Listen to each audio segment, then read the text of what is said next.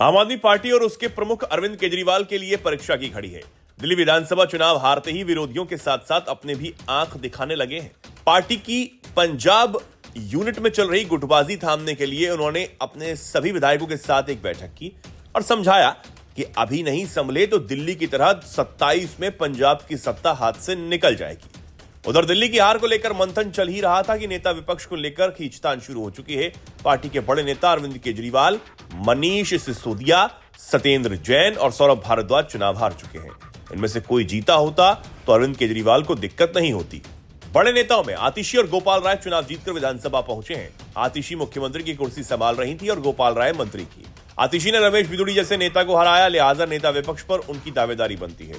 पहले मंत्री और बाद में मुख्यमंत्री के रूप में अरविंद केजरीवाल ने उन पर काफी भरोसा जताया था, लेकिन खबर है कि गोपाल राय भी चाहते हैं कि उन्हें नेता विपक्ष बनाया जाए। हालांकि उनकी दावेदारी उतनी मजबूत नहीं है क्योंकि वो पार्टी के दिल्ली यूनिट के संयोजक हैं। इन दोनों के अलावा बुराड़ी से जीते संजीव झा और कोंडली से जीते अनुसूचित जाति से ताल्लुक रखने वाले कुलदीप कुमार भी चाहते हैं कि मौका मिले तो वो कुछ कर दिखाएं। संजीव झा पूर्वांचल के चेहरा है और अपनी बात को मंच पर मजबूती से वो रखते हैं। इस बीच नई दिल्ली सीट पर केजरीवाल को चुनौती देने वाले संदीप दीक्षित ने आप संयोजक पर खूब हमला किया। उन्होंने सख्त लहजे में कहा, दिल्ली को किसी ने नहीं हराया बल्कि दिल्ली ने अरविंद केजरीवाल को मुख्यमंत्री के पद से हटाया है। उनके कुशासन और भ्रष्टाचार के ऊपर इस बार वोट पड़े। शीला दीक्षित के बेटे और इस बार नई दिल्ली सीट से कांग्रेस के उम्मीदवार रहे संदीप दीक्षित ने कहा, मुझे नहीं पता कि उन्हें दिल्ली की कितनी खबर है। अगर वो कांग्रेस के साथ मिलकर लड़ते तो भी हारते। मैं उन्हें बता देता हूं कि शायद उन्हें पता नहीं कि दिल्ली की जनता ने उन्हें हराने का मन बना लिया था। संदीप ने आगे कहा कि 7 से 8 क्या 10 पार्टी भी लड़ लेती तो वो भी हारते। संदीप दीक्षित ने कहा, उनका हारना तय था, निश्चित था। अगर उन्हें इन सबसे बचना था तो वो कुकर्म नहीं करना था जो उन्होंने पिछले 3 साल में कर दिए। कांग्रेस नेता ने कहा कि जिस तरह से वो विपक्ष के नेताओं को और कांग्रेस को गाली देते थे वो बंद कर देते। उन्हें शराब घोटाला, शीश महल में उल्टे सीधे काम किए वो ना करते। इस बार उनके कुशासन और भ्रष्टाचार के ऊपर वोट पड़े हैं। कांग्रेस की हार पर बोलते हुए संदीप दीक्षित ने यह भी कहा, हमने जो मुद्दे उठाए उससे एक एंटी आम आदमी वेव तो बन गई थी। बीजेपी ने शीश महल और 1-2 मुद्दे उठाए, उससे सरकारें नहीं बदलती। आगे उन्होंने कहा कि हमसे वोटरों ने कहा था कि आप और कांग्रेस 2024 में साथ लड़े थे, क्या भरोसा इस बार भी आप साथ आ गए? तो लोगों को केजरीवाल से घृणा हो गई थी। लोग उनका चेहरा भी नहीं देखना चाहते थे। दलित और मुसलमान भी आपको वोट नहीं देना चाहते थे। चुनावी रेवड़ी बांटने की पीएम मोदी की चिंता पर सुप्रीम कोर्ट ने भी अब मोहर लगा दी। सुप्रीम कोर्ट ने बुधवार को कहा कि चुनाव से पहले रेवड़ी बांटने की प्रथा के कारण लोग काम नहीं करना चाहते हैं क्योंकि उन्हें मुफ्त में राशन और पैसा मिल रहा है। वहीं दिल्ली हाई कोर्ट ने ऐसा ही एक मामले में नकदी बांटने की खिलाफ याचिका पर सुनवाई से इनकार कर दिया।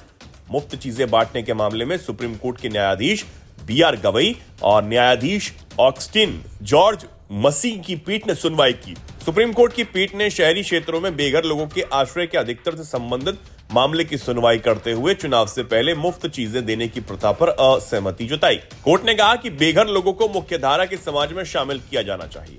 जस्टिस गवई ने कहा, दुर्भाग्य से इन मुफ्त सुविधाओं के कारण लोग काम करने को तैयार नहीं। उन्हें मुफ्त राशन मिल रहा है, उन्हें बिना कोई काम किए ही राशि मिल रही है।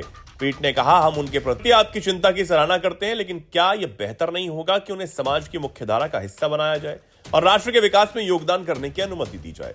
केंद्र सरकार की ओर से पेश अटॉर्नी जनरल और वेंकटरमणी ने पीठ को बताया कि केंद्र सरकार शहरी गरीबी उन्मूलन मिशन को अंतिम रूप देने के लिए काम कर रहे हैं ताकि शहरी क्षेत्रों में बेघर लोगों को आश्रय प्रदान करने सहित कई मुद्दों का समाधान किया जा सके। इस पर पीठ ने अटॉर्नी जनरल से पूछा कि केंद्र के मिशन को लागू करने में कितना समय लगेगा। इस मामले की सुनवाई 6 सप्ताह बाद होगी। दिल्ली हाईकोर्ट ने बुधवार को सेवानिवृत्त न्यायमूर्ति SN ढींगरा द्वारा बीजेपी, आम आदमी पार्टी और कांग्रेस के खिलाफ दायर जनहित याचिका पर विचार करने से इनकार कर दिया।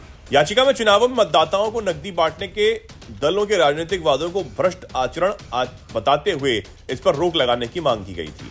मामले की सुनवाई करते हुए हाईकोर्ट के मुख्य न्यायाधीश देवेंद्र कुमार उपाध्याय और न्यायमूर्ति तुषार राव गोडले की खंडपीठ ने याचिकाकर्ता को सुप्रीम कोर्ट का दरवाजा खटखटाने को कहा। हाईकोर्ट ने कहा कि सर्वोच्च न्यायालय में अश्विनी कुमार उपाध्याय बनाम भारत संघ मामले में इसी तरह का मामला लंबित है। ये जनहित याचिका सेवानिवृत्त न्यायमूर्ति ढींगरा द्वारा दायर की गई थी, जो समय यान नामक संगठन के अध्यक्ष भी हैं। यह याचिका दिल्ली विधानसभा चुनाव के मद्देनजर दायर की गई थी। चुनाव के दौरान जस्टिस ढींगरा की ओर से पेश वकील ने कहा कि राजनीतिक दल सरकारी खजाने की कीमत पर मुफ्त चीजें बेचने की कोशिश करते हैं। उन्होंने कहा कि राजनीतिक दलों द्वारा मौद्रिक योजनाओं की आड़ में मतदाताओं की स्पष्ट अनुमति के बिना डेटा एकत्रित किया जाता है। वहीं चुनाव आयोग की ओर से पेश वकील सुरुचि सूरी ने कहा कि इस मामले से संबंधित एक याचिका पहले ही सुप्रीम कोर्ट में विचाराधीन है। उन्होंने कहा कि 2023 के आदेश के अनुसार इस मामले में 3 जजों की बेंच गठित करने की आवश्यकता है। इसके बाद हाईकोर्ट ने इस मामले को खारिज कर दिया और याचिकाकर्ता से कहा कि वो सुप्रीम कोर्ट में जाएं। बता दें कि प्रधानमंत्री नरेंद्र मोदी भी रेवड़ी बांटने की प्रथा पर चिंता जता चुके हैं। असम के मुख्यमंत्री हेमंत बिस्वा शर्मा ने कांग्रेस नेता गौरव गोगोई पर बड़ा हमला किया। उन्होंने कांग्रेस सांसद का नाम लिए बिना ही उनकी पत्नी की नागरिकता और उनके आईएसआई से संबंधों के आरोप लेकर भी बात की। उन्होंने अब से उठे प्रश्नों का जवाब मांगा है। एक्स प्लेटफॉर्म पर असम मुख्यमंत्री ने लिखा, आईएसआई से संबंधों के आरोप, युवाओं के ब्रेन वॉश और उनको पाकिस्तानी दूतावास में कट्टरपंथी बनाने समेत पिछले 12 साल से भारतीय नागरिकता न लेने पर उठे सवालों का जवाब दिया जाना चाहिए। इसके अलावा धर्मांतरण कार्टेल से जुड़ा होना और देश की सुरक्षा को अस्थिर करने के लिए जॉर्ज सोरस समेत पैसे लेना ऐसी चिंताएं हैं जिन्हें नजरअंदाज नहीं किया जा सकता। जहां हेमंत बिस्वा शर्मा ने किसी का नाम तो नहीं लिया, लेकिन यह साफ है कि वो कांग्रेस सांसद गौरव गोगोई और उनकी पत्नी एलिजाबेथ कॉलबर्न के बारे में बात कर रहे थे। दोनों की शादी 2013 में हुई थी। 12 साल बाद भी कॉलबर्न ने अपना ब्रिटिश पासपोर्ट बरकरार रखा है। उन्होंने भारत की नागरिकता नहीं ली। हेमंत बिस्वा शर्मा ने यह भी सवाल उठाया कि सांसद की पत्नी को इतने लंबे समय तक विदेशी नागरिकता बनाए रखने की अनुमति क्यों दी गई, जबकि राजनयिकों के लिए एक अलग नियम है। उन्होंने आईएफएस अधिकारियों की विदेश नागरिक से शादी को लेकर नियम पर बात की। इसके तहत उन्हें अनुमति लेनी होती है और उनके साथी को 6 महीने में नागरिकता लेनी होती है। गोगोई की पत्नी एलिजाबेथ वर्तमान में ऑक्सफोर्ड पॉलिसी मैनेजमेंट के लिए काम कर रही हैं, जो जलवायु मुद्दे पर काम करता है। वो दिल्ली में climate and development knowledge network में प्रोजेक्ट मैनेजर के तौर पर भी काम करती हैं। असम के सीएम उन सोशल मीडिया पर लगाए आरोपों का जिक्र कर रहे थे। इन आरोपों के अनुसार एलिजाबेथ अली तौकीर शेख के जरिए आईएसआई से जुड़ी हैं, जो सीडीकेएन के एशिया का डायरेक्टर है। उसने पाकिस्तान योजना आयोग में भी काम किया हुआ है। एलिजाबेथ ने पाकिस्तान में तौकीर शेख के साथ मिलकर काम किया। इससे पहले गौरव गोगोई ने मोदी सरकार पर आरोप लगाया था कि मणिपुर में अपनी विफलताओं को छिपाने के लिए भाजपा जॉर्ज सोरस और उनके ओपन सोसाइटी फाउंडेशन का मुद्दा उठा रही है। दिलचस्प बात यह है कि गौरव गोगोई के सोरस से पैसे लेने वाले संगठनों से संबंध भी हैं। Gaurav Gogoi form to food के नाम के एनजीओ के संस्थापक हैं। जोरहाट के स्थित इस एनजीओ का सहयोगी नेशनल फाउंडेशन ऑफ इंडिया है। यह संगठन जॉर्ज सोरस और अन्य डीप स्टेट से पैसा लेता है। एनएफआई ने जॉर्ज सोरस के open society foundation, Ford foundation, Omidyar network और रॉकफेलर फाउंडेशन को फंड देने वालों के रूप में बताया। ये सभी संगठन भारत सहित दुनिया भर में राष्ट्रवादी सरकारों के खिलाफ काम करने वाले डीप स्टेट की एसेट के रूप में जाने जाते हैं। उन्होंने कई भारत विरोधी अभियानों को बढ़ावा दिया। इसके अलावा फॉर्म टू फूड को एफसीआरए लाइसेंस नहीं मिला हुआ है। ऐसे में ये विदेशी चंदा नहीं ले सकता। इसके बावजूद ये एनजीओ विदेशी संगठनों के साथ काम कर रहा है। इससे सवाल उठता है कि क्या समूह एफसीआरए कानूनों का प्रावधानों का उल्लंघन कर रहा है। फॉर्म टू फूड ने स्विस रे फाउंडेशन को भी अपनी सहयोगी के तौर पर दिखाया। स्विस रे द्वारा संचालित फाउंडेशन जलवायु और स्वास्थ्य क्षेत्रों पर काम करता है। इसकी वेबसाइट बताती है कि यह अन्य सहायता के अलावा अपने भागीदारों को फंड भी देता है। फॉर्म टू फूड की 2022-23 की वार्षिक रिपोर्ट के अनुसार इसे उस वर्ष 1,80,000 का डोनेशन और 14,74,000 का चंदा मिला। हालांकि इसमें पैसे देने वालों का नाम नहीं है, इसलिए यह पता नहीं लगाया जा सकता कि इसे सीधे तौर पर कोई विदेशी फंडिंग मिली है या नहीं।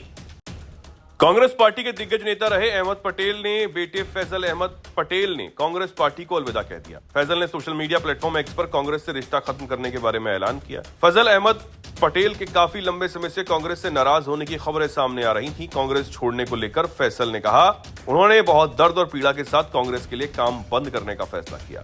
कांग्रेस छोड़ने को लेकर किए गए अपने ट्वीट में फैसल पटेल ने कहा, बहुत दर्द और पीड़ा के साथ मैंने कांग्रेस के लिए काम करना बंद करने का फैसला किया। ये कई सालों तक एक कठिन यात्रा रही।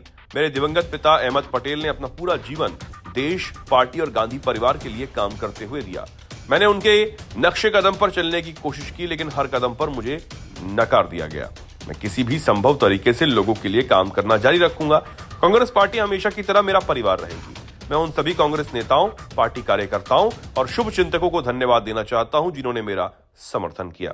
इसके अलावा फैसल पटेल ने भी ये भी कहा कि बड़ी पीड़ा और वेदना के साथ मैंने कांग्रेस के लिए काम करना बंद करने का फैसला किया। उन्होंने ये भी कहा कि कई सालों तक ये कठिन यात्रा रही। पूरे मामले में कांग्रेस ने अब तक फैसल पटेल द्वारा दिए गए इस्तीफे पर कुछ नहीं कहा, लेकिन सूत्रों का कहना है कि फैसल काफी पहले से पार्टी से दूर थे, पार्टी के लिए काम नहीं कर रहे थे। कांग्रेस के दिवंगत नेता अहमद पटेल के बेटे फैसल पटेल ने इससे पहले भी पार्टी छोड़ने का संकेत दिया था। करीब 2 साल पहले अपने राजनीतिक भविष्य को लेकर फैसल ने कहा था कि वो इंतजार करते हुए थक चुके हैं, लेकिन कांग्रेस नेतृत्व की तरफ से कोई उत्साह नजर नहीं आ रहा और ऐसे में उन्होंने अपने विकल्प खुले रखे हैं। उन्होंने एक्स प्लेटफॉर्म पर पोस्ट किया था, इंतजार करते हुए थक गया हूं, शीर्ष नेतृत्व से कोई उत्साह नहीं मिला, मेरे विकल्प खुले हुए हैं। अहमद पटेल लंबे समय तक कांग्रेस अध्यक्ष सोनिया गांधी के राजनीतिक सलाहकार और पार्टी के संकट मोचक रहे थे। वहीं महाराष्ट्र प्रदेश कांग्रेस कमेटी के अध्यक्ष पद से नाना पटोले को हटा दिया गया और तत्काल प्रभाव से जिम्मेदारी हर्षवर्धन सपकाल को दे दी गई। एआईसीसी द्वारा जारी लेटर के मुताबिक हर्षवर्धन सपकाल को महाराष्ट्र कांग्रेस का अध्यक्ष नियुक्त कर दिया गया है। वहीं विजय नामदेवराव वडेट्टीवार को कांग्रेस विधायक दल का नेता नियुक्त किया गया है। अखिल भारतीय कांग्रेस समिति द्वारा जारी नोटिफिकेशन में लिखा गया, कांग्रेस अध्यक्ष ने हर्षवर्धन सपकाल को तत्काल प्रभाव से महाराष्ट्र प्रदेश कांग्रेस कमेटी का अध्यक्ष नियुक्त किया। पार्टी निवर्तमान अध्यक्ष नाना पटोले के योगदान की सराहना करती है। कांग्रेस अध्यक्ष ने विजय नामदेवराव वडेट्टीवार को तत्काल प्रभाव से महाराष्ट्र में कांग्रेस विधायक दल के नेता के रूप में नियुक्त करने की मंजूरी दे दी है। बता दें कि कांग्रेस पार्टी के महासचिव केसी वेणुगोपाल द्वारा इस नोटिफिकेशन जारी किया गया है। बता दें कि महाराष्ट्र विधानसभा चुनाव में कांग्रेस को मिली बुरी हार के बाद यह पहला रिएक्शन लिया गया, जिसमें नाना पटोले को साइड कर दिया गया।